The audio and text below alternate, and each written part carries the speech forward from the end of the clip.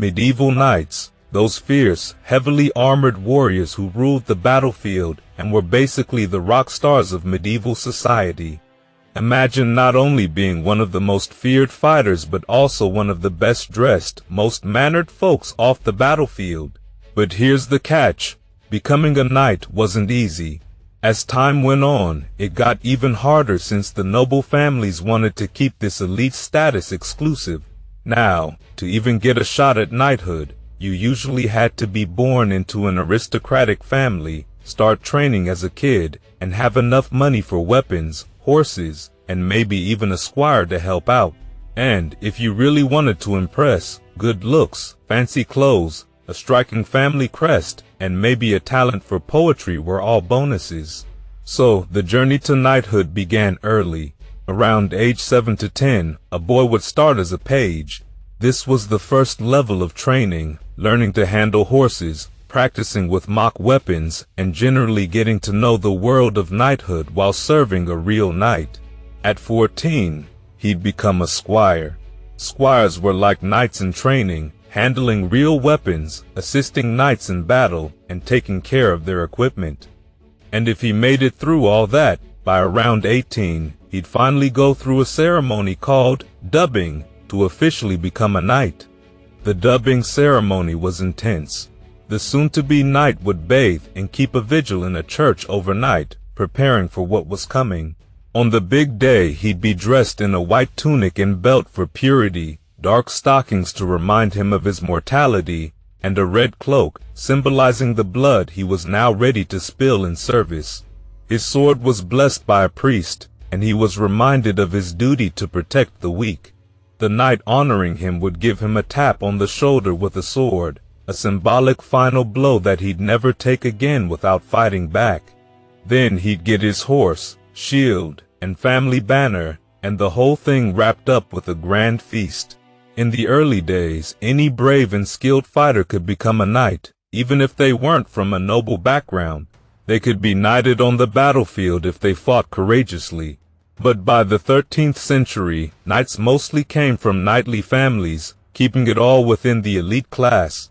Knights were skilled in a range of weapons: the lance, the sword, sometimes even axes and crossbows. They needed serious skill to fight effectively while controlling a massive warhorse in full armor. And armor was no joke. Starting with chain mail in the 9th century, they wore heavy metal rings that covered most of the body. By the 14th century, knights started using plate armor, offering better protection against arrows and sword strikes. A full suit of armor could weigh up to 55 pounds, which surprisingly wasn't so heavy that they were helpless if they fell off their horse. They were still able to get up and keep fighting. Helmets got more advanced too, starting with simple designs and eventually covering the entire face. Knights often customized their helmets with family crests or plumes, making sure people knew exactly who they were facing. And let's not forget the horses. These weren't your average farm animals. They were decked out with their own protection, from chain mail to padded headgear and chest armor, making them essential to a knight's battlefield presence. To stay sharp, knights trained with devices like the quinton, where they'd practice charging with a lance while avoiding a swinging weight, or hitting targets with their sword while at full gallop. Some knights even went on to join religious orders like the Knights Hospitaller or Templars, which combined the life of a monk with top-tier military training. And of course, there were always the crusades for knights seeking adventure or to serve a religious purpose beyond the constant wars in Europe. And when knights weren't fighting in wars, they would often keep their skills sharp by competing in tournaments. There were two main types, the melee and the joust. In a melee, knights staged a mock cavalry battle where they'd try to capture each other for ransom. Then there was the joust, the crowd pleaser.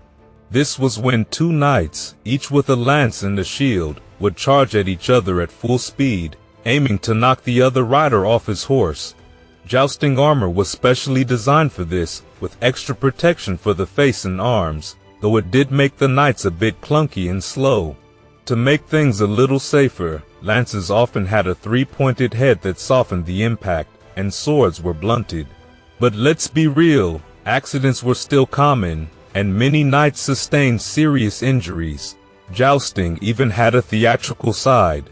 Knights would sometimes dress up as famous characters, like Knights of the Round Table or mythological heroes, putting on a show for the noble ladies in the audience. Tournaments became such a big deal that some knights trained specifically for these events, practically becoming professional competitors. And when knights weren't on the battlefield or showing off at tournaments, they could be found following the latest medieval fashion trends. Their clothing was a big deal, not just a status symbol but even considered a form of taxable property.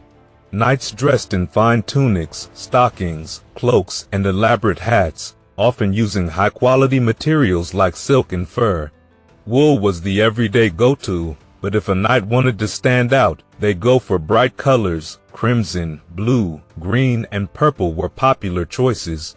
To really make a statement, they'd add details like silver stitching, jewels, and intricate embroidery.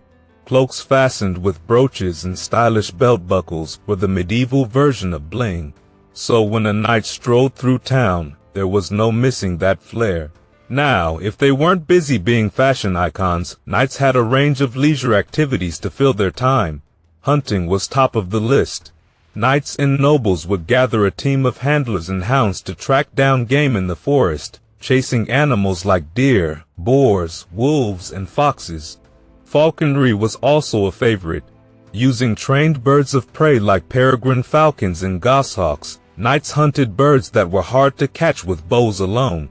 And for the knights who preferred something a bit more leisurely, games like chess, backgammon, and dice were perfect for passing the time, especially during those long stretches guarding castles. But let's not forget, their lives were also governed by a strict code of chivalry. Being a knight wasn't just about wielding a sword. It came with high expectations of honor, loyalty, and generosity. A knight was supposed to protect those who couldn't defend themselves and to always act with integrity, even in battle. A knight who failed to live up to these ideals faced disgrace. In fact, if a knight was found guilty of dishonorable conduct, his armor and weapons would be destroyed, and his family's coat of arms might even be marked with a symbol of shame. This code of chivalry wasn't just a set of rules, it shaped the knight's reputation and his place in society. When it came time for a knight to retire from battle, many chose to join a military order like the Templars or the Hospitallers, dedicating their final years to religious service. Some knights, like Sir William Marshall, even joined these orders on their deathbeds, ensuring they'd be remembered with honor. Effigies, stone carvings of knights in full armor, were often placed in churches as a way to memorialize them, allowing their legacy to live on long after they'd passed. Today, these effigies are not only a reminder of the knight's honored place in medieval society, but also an invaluable glimpse into the armor and weapons of their era. Knights might have been fierce on the battlefield, but their lives were woven with tradition, honor, and a surprising amount of style and skill, making them some of the most iconic figures in history.